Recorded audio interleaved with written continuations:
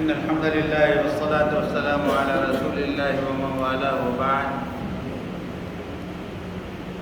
عزیز بھائیوں، دوستوں اور بزرگوں، آج کی نماز تراویح میں 29ویں پارے کا بقیہ حصہ یعنی نصف اخیر آج کی نماز تراویح میں وہ تلاوت کیا گیا ہے، جس میں جو صورتیں زیر تلاوت رہی ہیں ان میں سورہ جن ہے، سورہ مزمل ہے، اور سورہ مدثر ہے، سورہ قیامہ ہے، سورہ دہر ہے اور سورہ المرسلات. یہ صورتیں ہیں جن کی تلاوت آج ہوئی ہے. ہم سب سے پہلے جو تراویح کا آغاز کیا گیا تھا جس صورت سے، وہ سورہ جن ہے. اس لیے سننا ہم اور سنانا چاہیں گے کہ یہ جنات میں جو کچھ گفتگو ہو رہی تھی ان کی اپنی قوم میں، اور اللہ رب العزت نے ان کی گفتگو کو قرآن کی شکل میں، اپنے کلام کی شکل میں انسانوں کے پاس میں بھیجا ہے. وہ کیا سوچتے تھے اور انہوں نے کیا سوچا تھا. آئیے ہم سنتے ہیں. سب سے پہلی آیت ہے قُلْ أُوحِيَ إِلَيَّ أَنَّهُ اسْتَمَعَ نَفَرٌ مِّنَ الْجِنِّ. اے محمد صلی اللہ علیہ وسلم، آپ فرما دیجئے اور بتا دیجئے، اعلان کر دیجئے کہ مجھ کو وحی کی گئی، یعنی مطلب اللہ نے وحی مجھ پر بھیجی ہے. کیا بھیجی ہے وحی؟ کہ استمع نفر من الجن، کہ قرآن کریم کو جنات کی ایک جماعت نے سنا ہے. وقالوا انا سمعنا قرآنا عجبا، تو انہوں نے کہا کہ ہم نے عجیب و غریب قسم کا قرآن سنا ہے. دراصل اس کا واقعہ یہ ہے کہ اللہ کے رسول صلی اللہ علیہ وسلم ایک وادی میں گزر رہے تھے سفر سے، فجر کا وقت ہو گیا تھا، تو وہاں پر آپ نے نماز فجر ادا کی. تو نماز فجر آپ ادا فرما رہے تھے، وہاں سے جنات کا قافلہ گزر رہا تھا، اور چونکہ جنات کو اللہ نے یہ اختیار دیا ہے کہ وہ کوئی بھی روپ دھار سکتے ہیں اور جہاں بھی جانا چاہے وہاں وہ جا سکتے ہیں، اور فوری طور پر یعنی یہ ان کے اللہ نے ان کو جنات کی بھی دو قسمیں ہیں. ایک جنات وہ ہیں جو اچھے ہیں. اچھے کب ہے؟ قرآن کریم کو سننے کے بعد.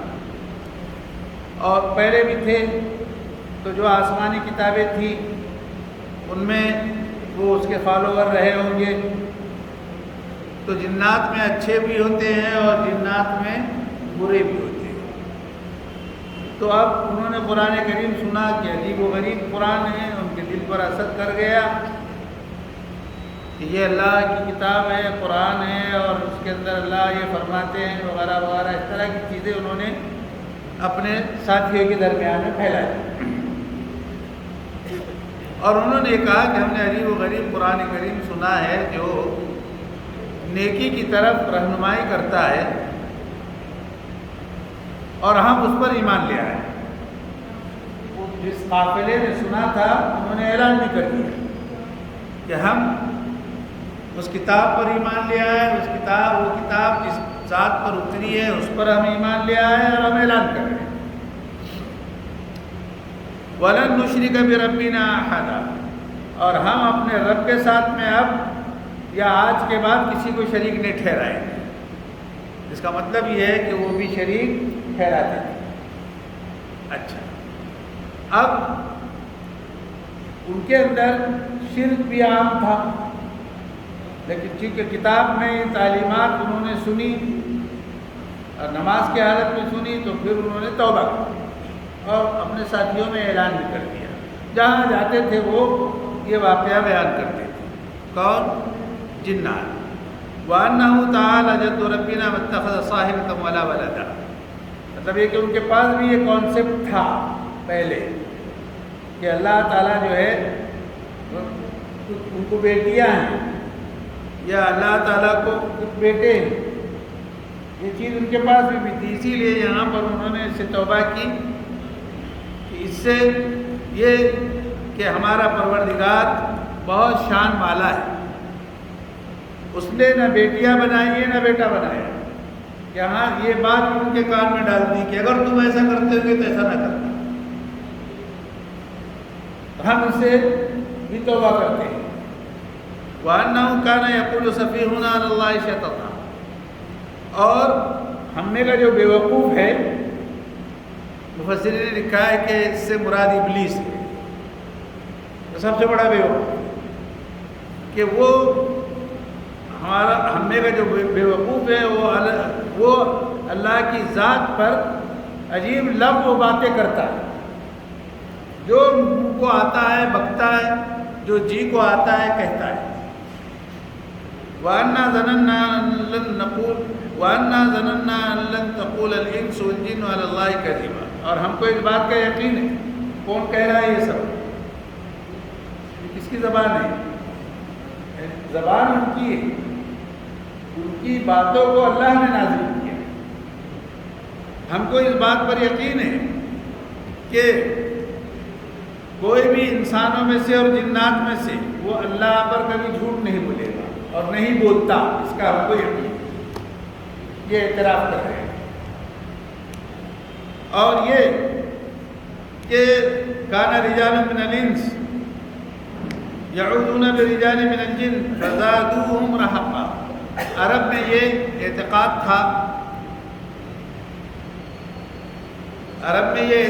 تھا کہ جب بھی وہ سفر کرتے تھے اور کسی بھی راہ میں ان کو رات بتانی ہوتی تھی، کسی وادی میں ٹھہرتے تھے، تو وہ اس وادی میں ٹھہرتے وقت یہ کہتے تھے کہ ہم اس وادی کے جنات کا جو صدر ہے، جو بڑا ہے، مکھیا ہے، ہم اس کی پناہ میں آتے ہیں، یعنی اس کی پناہ لیتے ہیں۔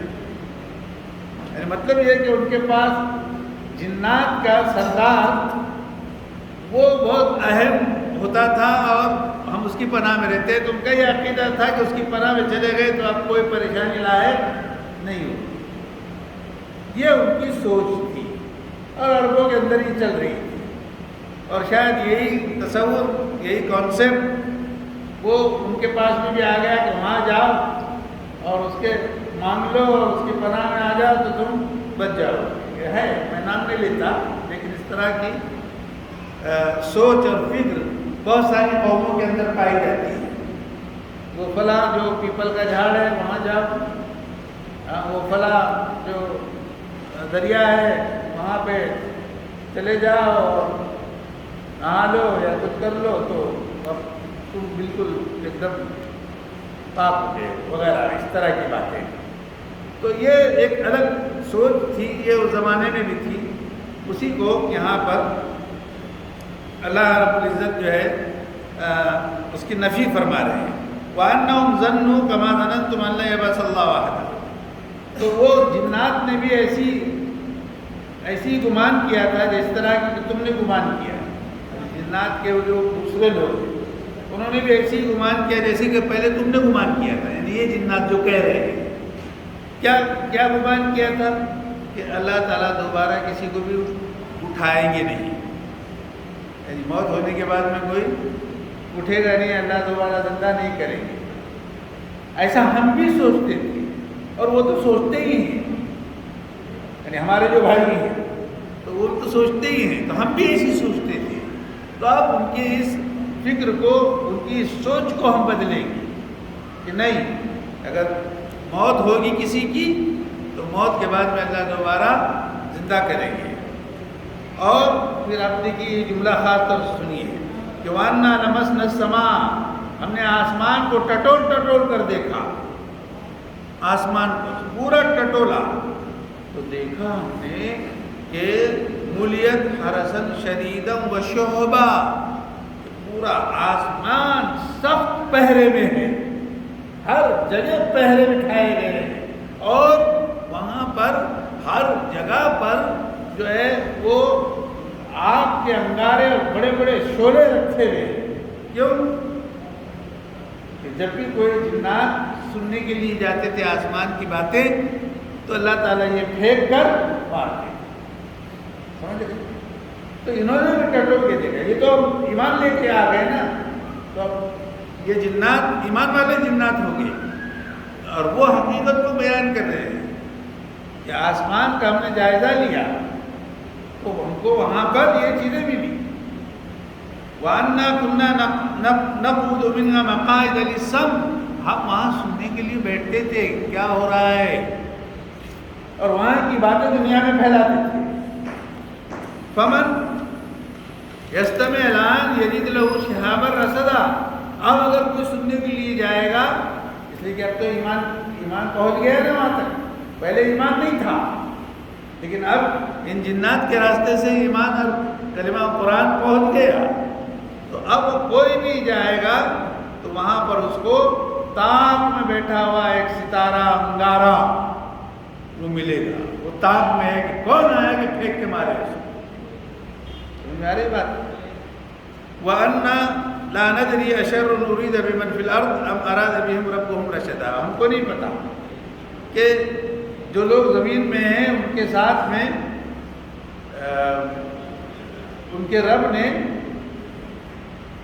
کوئی برائی کا ارادہ کیا ہے یا ان کے ساتھ میں کوئی نیکی اور ہدایت کا معاملہ فرمایا ہے, ہم نہیں جانتے. لیکن ایسا ہے. یہ ساری باتیں یہ قافلے کے لوگ اپنی پوری قوم کے درمیان میں بیان کر رہے ہیں. وَأَنَّا مِنَّا الصَّالِحُونَ. دیکھیے اعتراف بھی کر رہے ہیں کہ ہم میں نیکوکار بھی ہیں. وَمِنَّا دُونَ ذَلِكَ, اور ہم میں کچھ اس کے علاوہ بھی ہیں. یعنی یہ نہیں کہا کہ بدکار ہے, یعنی نیکوکار کے علاوہ ہے. كُنَّا طَرَائِقَ قِدَدًا, اور ہم میں بہت ساری فکر کے حامل لوگ بھی ہیں اور بہت ساری جو ہے عقیدوں کے رکھنے والے بھی ہیں اور پورے پھیلے ہوئے مختلف فرقوں کے مختلف جو ہے وہ عقائد کے لوگ. اب کون سے عقائد ہوں گے؟ ظاہر ہے کہ کوئی دین عیسوی پر ہوگا, کوئی دین موسوی پر ہوگا, کوئی جو ہے دین داودی پر ہوگا, یا کوئی اس کے علاوہ ہوگا, یا کوئی کسی دین پر نہیں ہوگا. وہ بھی اپنے قوم کے اندر ایسی ہی. ہمارے پاس کے سیدھے سادہ لوہ مسلمان وہ یہ دیکھتے ہیں کہ درگاہ پہ جانا وہ بہت زیادہ ضروری ہے اور وہ بہت اسلامی بات ہے, اور جا کے وہاں پر سر جھکانا اور سجدہ کرنا یہ عین ایمان کی علامت ہوتا ہے. سیدھے سادے بھولے بھالے لوگ وہ اس کو ایک اچھا کام اور بھلا کام سمجھتے ہیں. تو اس طرح کی چیز کوئی ہوگی.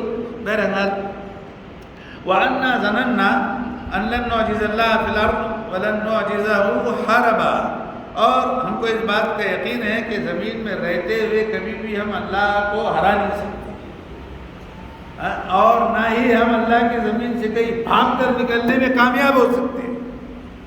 ہم کو اس بات کا یقین ہے. اللہ کے دائرے سے اور اللہ کے احاطے سے ہم کہیں جا نہیں سکتے. اس بات کا یقین ہے. لیکن پوری ایمان کی باتیں کر رہے ہیں کہ نہیں. وَأَنَّا لَمَّا سَمِعْنَا الْهُدَىٰ, اور جب ہم نے ہدایت کی باتیں سنی تو آمنا بھی, ہم اس کے اوپر ایمان لے آئے. وَمَن يُؤْمِن بِرَبِّهِ, جو کوئی اپنے رب پر ایمان لائے گا, فَلَا يَخَافُ بَخْسًا وَلَا رَهَقًا, تو اس کا ذرہ برابر بھی کوئی گھاٹا اور نقصان نہیں ہوگا اور نہ ہی اس کو کوئی ڈر اور خوف لاحق ہوگا. وَأَنَّا مِنَّا الْمُسْلِمُونَ, اور ہم میں مسلمان بھی ہیں, ماننے والے بھی ہیں. وَمِنَّا الْقَاسِطُونَ, اور ہم میں ظالم بھی ہیں. پورے انسانوں کی سب کا ماجرا لگ رہا ہے نا.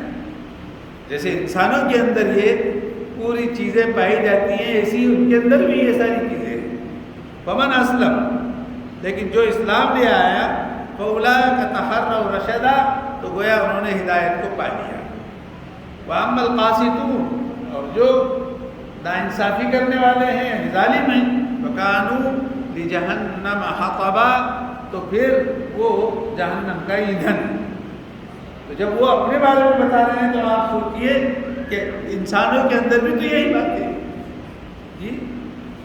وَأَن لَّوِ اسْتَقَامُوا عَلَى الطَّرِيقَةِ لَأَسْقَيْنَاهُم مَّاءً غَدَقًا, اگر وہ سیدھے ہو جائے اور سیدھے راہ پر چلے تو ہم ان کو بھی بہت شیریں پانی خوب سیراب ہو کر پلائیں گے، لنفتنہم فیہ، اور پھر ہم آزمائیں گے بھی، ومن یعرض عن ذکر ربہ، اور جو اپنے رب کے ذکر سے اور تذکرے سے کنارہ کشی اختیار کر لیا، یسلکہ عذابا صعدا، تو اللہ تعالیٰ اس کو بہت گھاٹی والا عذاب دیں گے، یعنی بہت سخت دیں گے، بہت اونچا عذاب دیں گے۔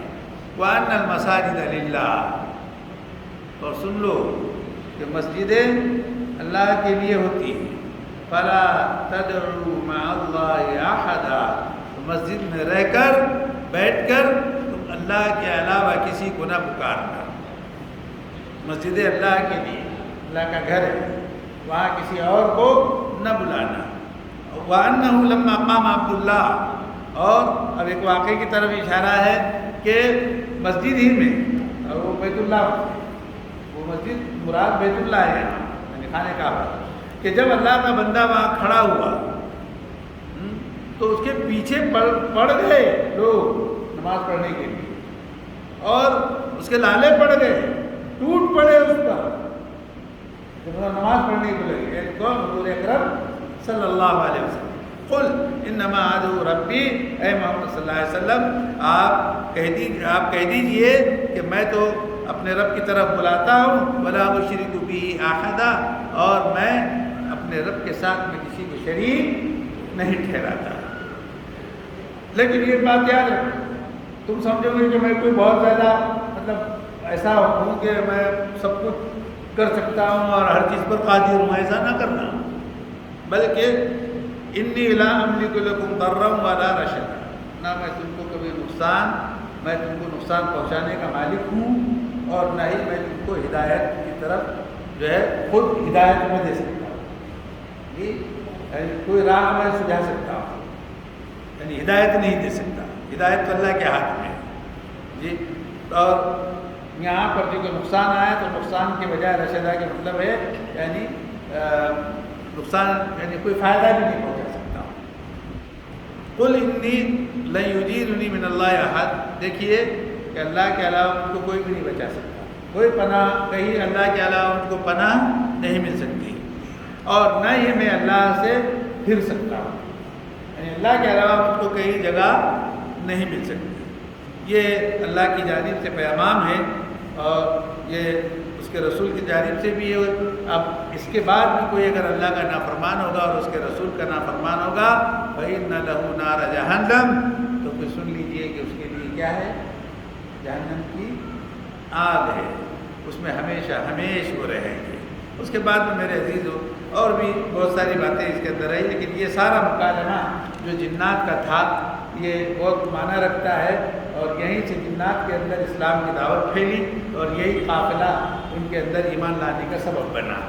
اس کے بعد میں سورہ مزمل ہے، سورہ مزمل میں مزمل کہتے ہیں چادر لپٹا ہوا، ظاہر کی چادر کو لپٹے تھے، جب اللہ کے رسول صلی اللہ علیہ وسلم کے اوپر وحی نازل ہوئی تھی تو آپ بہت گھبرائے تھے اور پسینہ آ گیا تھا اور بہت ذرا حرارت یا جو بھی اس وقت کی جو کیفیت تھی، تو آپ نے اپنے زوجہ محترمہ حضرت خدیجہ رضی اللہ تعالیٰ عنہ سے فرمایا کہ زمیلونی زمیلونی، مجھ کو چادر اڑا دو، مجھ کو چادر میں لپیٹ دو۔ وہی زمیلونی سے مزمل ہے، چادر میں لپٹا ہوا۔ تو قم اللیل الا قلیلا، آپ رات کو اٹھا کیجیے مگر تھوڑا، آدھی رات، اب انقص منہ قلیلا، یا آدھی سے کم، یعنی ون فورتھ، سمجھ رہے ہیں، یا پھر اس سے کچھ زیادہ کر کے، لیکن قرآن کریم کو برابر پڑھتے رہیے، تلاوت کیا کرتے رہیے۔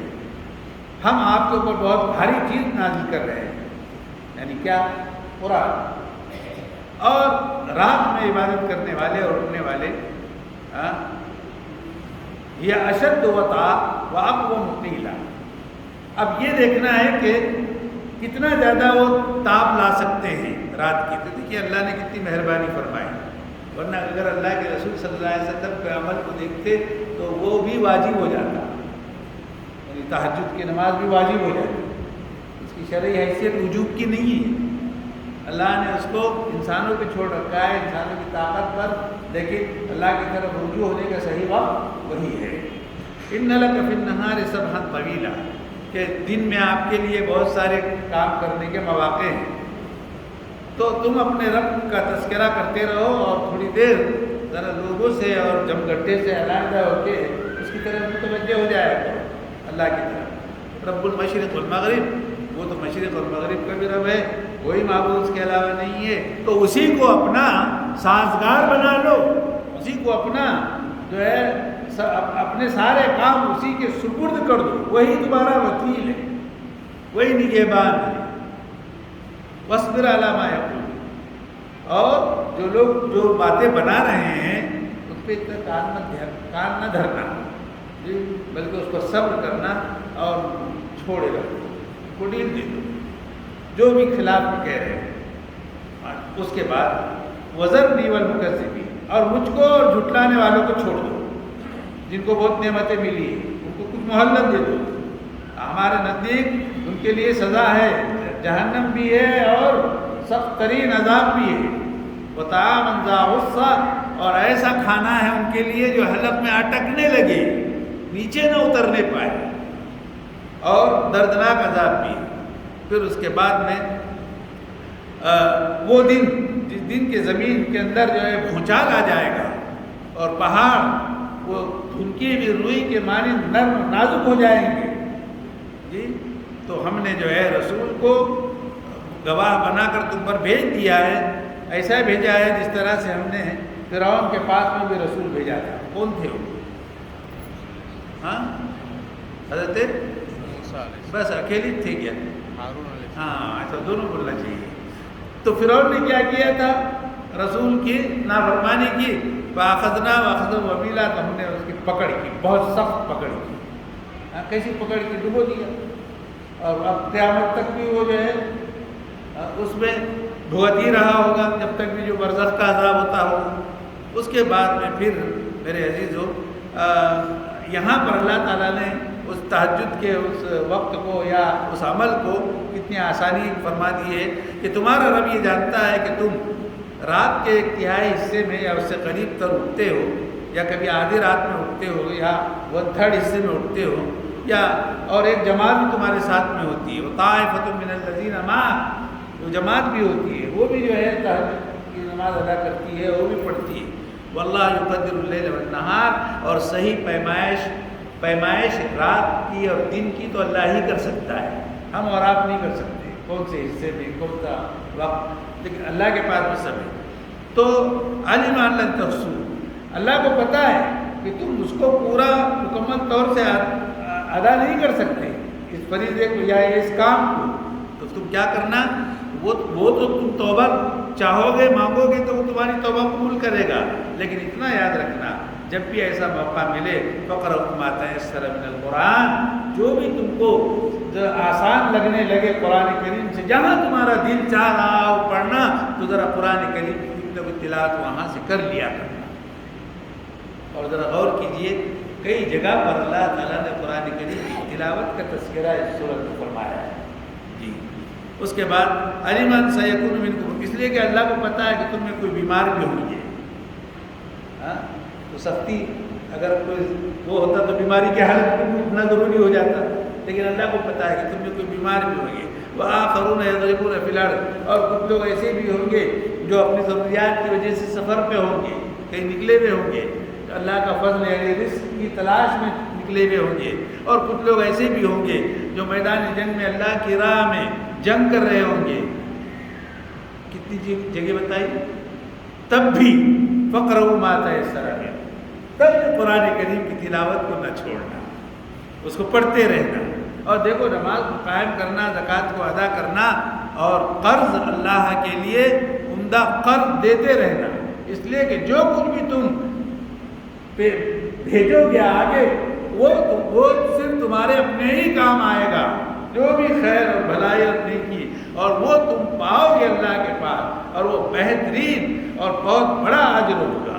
تو یہاں پر اللہ کو قرض دینے کے لیے کہا گیا ہے۔ ایک بات یاد رکھنا کہ اگر ہم زکوٰۃ دیتے ہیں تو زکوٰۃ دینا اللہ کو قرض دینا نہیں ہے، اس لیے کہ ہم تو وہ فریضہ ادا کرتے ہیں، جی جو فرض کیا ہے اللہ نے وہ کمپلسری، اگر ہم نے نظر مانی ہے جی کہ اگر میرا یہ کام ہو گیا تو 1000 روپئے کسی ضرورت مند کو دے دوں گا، تو اگر 1000 روپے دے دیے ہیں، نظر پوری ہوئی آپ کی، تو 1000 روپے دینا تو یہ آپ پر واجب ہو گیا تھا، اس واجب کو آپ نے ادا کیا، تو پھر اللہ کو قرض دینا کیا ہے؟ اللہ کو قرض دینا یہ ہے کہ تم اپنی ان چیزوں کے علاوہ جس کو اسلام نے فرض اور واجب کیے کر رکھا ہے، اس کے علاوہ جس کو ہم عطیہ کہتے ہیں، جس کو ہم ہدیہ کہتے ہیں، جس کو ہم کوئی اور دوسرا نام دیتے ہیں، ہمدردی ہے، مدد ہے، جو بھی ہے، وہ دینا اللہ کو قرض دینا ہے، اس لیے کہ یہ چیزیں اس کا بدل ہم کو ملے گا، تم کو ملے گا، تو یہ ہے اللہ کو قرض دینا۔ قرض دینے کا مطلب یہ نہیں ہے اور کیا نعوذ باللہ اللہ ہمارے قرض کا محتاج ہے، جی نہیں، یہ قرض بھی تو بالآخر ہمارے ہی کام آنے والا ہے۔ اس کے بعد میرے عزیزو سورہ مدثر میں ایک چونکہ واقعہ آیا ہے، میں سیدھے وہیں آتا ہوں، ذرنی ومن خلقت وحیدا، اللہ تعالیٰ نے اپنے محبوب سے فرمایا ہے کہ مجھ کو چھوڑ دو، اور اس کو بھی چھوڑ دو جس کو تنہا پیدا کیا گیا۔ جی، جب آدمی کی پیدائش ہوتی ہے تو اس کے ساتھ میں کوئی نہیں ہوتا ہے، وہ اکیلا ہوتا ہے، لیکن یہاں پہ مراد ولید ابن مغیرہ ہے، اس لیے کہ وہ اپنے ماں اور باپ کا اکلوتا بیٹا تھا، وہی ولید ابن مغیرہ جس کا تذکرہ اس سے پہلے آیا ہے۔ یہ ولید وہی ہے جو مغیرہ کے بیٹے ہیں، اور مغیرہ کے بیٹے کا نام ولید ہے، لیکن جانتے ہو ولید کس کے ابا جان ہیں؟ حضرت خالد کے، خالد ابن ولید ابن مغیرہ، 4 بیٹے تھے ولید کے، بعض مفسرین نے کہا اس سے بھی زیادہ تھے، 2 اسلام لے آئے، 2 نہیں لائے، تو یہ 4 بیٹوں میں سے حضرت خالد، وہ حضرت خالد جن کی تمنا اور آرزو یہ رہی کہ میدان جنگ میں موت آئے اور میں شہید ہوں، لیکن اللہ کا فیصلہ تھا کہ میدان جنگ میں موت نہیں آ گئی، اتنی بہادری سے وہ لڑتے تھے، لیکن موت وہاں میدان جنگ میں نہیں آ سکی، اور طبعی جو ہے ان کی موت اپنے بستر پہ ہوئی، گھر پہ ہوئی، وہ سپہ سالار تھے حضرت خالد بن ولید، تو یہ ولید حضرت خالد کے ابا جان ہیں، اس کے تعلق سے اللہ تعالیٰ فرما رہے ہیں، اس لیے کہ یہ ولید یہ بہت یعنی مال و دولت اس کے پاس بہت زیادہ تھی، مفسرین نے لکھا ہے کہ طائف سے لے کر مکے تک کے اس کی زمین میں خزانے تھے، اس کے اپنے خزانے، طائف سے لے کر مکے تک، اور طائف سے مکے کا فاصلہ تقریباً 75 کلومیٹر ہے، اور راستہ ہموار نہیں ہے، تقریباً 40 کلومیٹر تو پہاڑی ہے، یعنی صرف 25 یا 30 کلومیٹر مسطح سڑک ہے، پھر آپ کو پہاڑی طے کرنا ہے تو اوپر طائف، اور مکے میں جو ہے 50-52 ڈگری جو ہے وہ گرمی ہے، اور طائف میں جو ہے سردی ہے، وہ کمبل اوڑھنی پڑتی ہے، یہ اللہ کی کرشمہ۔ خیر سائنس کی تحقیق یہ بتاتی ہے کہ جتنا تم سورج سے قریب رہو گے اتنے سرد رہو گے، یہ بھی عجیب بات ہے، حالانکہ عقل سے جانچیں گے آپ تو سمجھ میں نہیں آئے گا، سورج سے قریب تو دھوپ لگنا چاہیے نا، گرمی ہونی چاہیے، بہرحال یہ ہے، یہ حقیقت ہے۔ طائف کا یہی حال ہے، ابہا ہے، بہا ہے، یہ سارے وہ شہر ہیں جہاں پر بہت زیادہ سردی ہوتی ہے، اس لیے وہ سب بلندی پر واقع ہیں، یہ سعودی عرب کے شہر ہیں۔ بہرحال تو یہاں پر تذکرہ ہے ولید کا، تو مجھ کو اور اس کو چھوڑ دو اکیلا، اس لیے کہ میں نے اس کو بہت زیادہ مال دے رکھا، جس کو ولید کو، اور خوب حاضر باش لڑکے دے رکھے، اور میں نے اس کے لیے ساری راہیں ہموار کر رکھی، پھر بھی کم بخت ہے کہ لالچ ہی کرتا ہے کہ میں اور اس کو دوں، تو معلوم ہوا کہ کتنا بھی اگر انسان کو ملا تو پیٹ نہیں بھرتا، سمجھ نہیں، پھر وہ کم بخت لالچ کرتا ہے کہ یطمع ان ازید، بس میں اور زیادہ ہی کرتا رہوں، کلا ہرگز نہیں، اب نہیں دوں گا، یا اگر دیا بھی ہے تو آزماؤں گا، کیوں؟ کیا کیا اس نے؟ کان علی آیاتنا عنیدا، ہماری نشانیوں کی سلسلوں، ہماری نشانیوں کے بارے میں بڑا سرکش واقع ہوا تھا، سورہقو سعودا، میں اس کو اوپر سولی پہ چڑھا ہوگا، سزا دوں گا، مصیبت پہ ٹنا دوں گا، جی انہو فکر، اس لیے کہ اس نے کیا کیا، کچھ سوچ کے رکھا تھا، کائے کے بارے میں، کتاب عزیز کے بارے میں، قرآن کریم کے بارے میں، وقدر، اور پھر اندازہ لگایا، اٹکل پچو لگایا، فقتل کیف قدر، ستیاناش ہو اس کا، اندازہ بھی لگایا تو کتنا غلط لگایا، ثم قتل کیف قدر، پھر ستیاناش ہو اس کا، اندازہ بھی لگایا تو کیسے غلط لگایا، ثم نظر، پھر اس نے دیکھا، ثم عبر، پھر منہ بسوڑا، وبصر، اور منہ کو سکیڑا اور اداسی چھائی، ثم ادبر، پھر وہ پلٹا، واستکبر، اور پلٹ کے پھر کبر اور سینہ پھلا اٹھا، سینے کو پھلانے لگا، فقال، اور بولا بھی تو کم وقت نے کیا بولا، یہ بولا کہ ان ھذا الا سحر یؤثر، کہ یہ تو جادو ہے اور جادو کی وجہ سے لوگ اثر انداز ہو رہے ہیں۔ یہ کس نے کہا؟ کس کا ذکر ہے؟ ولید ابن مغیرہ کا۔ ان ھذا الا قول البشر، یہ تو صرف انسان کا کلام معلوم ہوتا ہے۔ سأصلیہ سقر، اللہ فرما رہے ہیں میں اس کو جھونک دوں گا جہنم میں۔ وما ادراک ما سقر، اے محمد صلی اللہ علیہ وسلم کیا آپ کو پتہ بھی ہے کہ کیا ہے جہنم؟ جہنم پھر وضاحت کرتا ہے قرآن، یعنی اللہ تعالیٰ، لا تبقی ولا تذر، نہ کسی کو باقی رکھے گی نہ کسی کو چھوڑے گی، لواحۃ للبشر، انسان کو جھلسا کر رکھ دے گی، علیہا 19، اور جہنم پر وہ 19 داروغہ ہیں، فرشتے ہیں جو جہنم کے امور کو انجام دیتے ہیں۔ آپ یہاں پر حیرت کریں گے، شاید یہاں ایک وضاحت ضروری ہے کہ 19 فرشتے، اتنی بڑی جہنم، اتنے لوگوں کو سنبھالیں گے 19 فرشتے، ہے نا؟ تو ظاہر ہے کہ ہر کوئی ایک کمانڈر ہوتا ہے۔ جی بعض مفسرین نے کہا کہ 19 طرح کے عذاب وہاں پہ ہوں گے اور ہر عذاب کا ایک کمانڈر ہوگا، اور اس کمانڈر کے ماتحتی میں کئی فرشتے ہوں گے۔ اس کے ایک ایگزامپل ہے، جی دیکھیے کہ جیسے اللہ نے ہم کو کان دیا، تو کان سے ہم کیا کرتے ہیں؟ سنتے، اور اللہ نے آنکھ دیا، آنکھ کیا کرتی ہے؟ کیوں ہم آنکھ سے کیوں نہیں سنتے؟ ہم کان سے کیوں نہیں دیکھتے؟ اس لیے کہ کان کا کام سننا ہے۔ اب سننا کتنا سنتا ہے کان نے کبھی شکایت کی کہ ارے بابا بس اب میں سن نہیں سکتا؟ نہیں، اللہ نے بنایا اس کو سننے کے لیے، جتنے بھی آوازیں آتی جائیں گی وہ سنتا جائے گا، اس کا کام ہے یہ، تو اس کو یہ کام کرنا ہے۔ آنکھ کا کام ہے دیکھنا، وہ دیکھتی رہے گی، وہ کتنے بھی دیکھے، ایک رنگ دیکھے کہ 1000 رنگ دیکھے کہ لاکھوں رنگ دیکھے، وہ دیکھتی رہے گی، اس کا کام ہے دیکھنا۔ ایسے ہی ایک فرشتہ حضرت جبرائیل علیہ السلام آن کی آن میں اگر آسمان سے وحی لے کر زمین پہ پہنچ سکتے ہیں آن کی آن میں، تو یہ کام حضرت جبرائیل کے سپرد ہے، یہ وہی انجام دے سکتے ہیں۔ حضرت جبرائیل کے علاوہ کوئی دوسرا فرشتہ اس زمین پر وحی نہیں لایا۔ اسی طرح جب حضرت جبرائیل علیہ السلام یہاں پر وحی لے کر آئے ہیں، یہ ان کا فریضہ تھا۔ ایسے ہی اب جو جیسے سارے فرشتے مل کے، پورے فرشتے مل کر جتنے بھی کام کرتے ہیں آسمان کے اندر، سارے فرشتے مل کر بتائیے کہ پیٹ میں پلنے والے اس بچے کے اندر جان ڈال سکتے ہیں؟ وہ بتائیے نا، پیٹ میں پلنے والے بچے کے اندر جان نہیں ڈال سکتے، لیکن ایک ہی فرشتہ ہے جس کا نام اسرافیل ہے، وہ لاکھوں کروڑوں انسانوں کی جان لے سکتا ہے،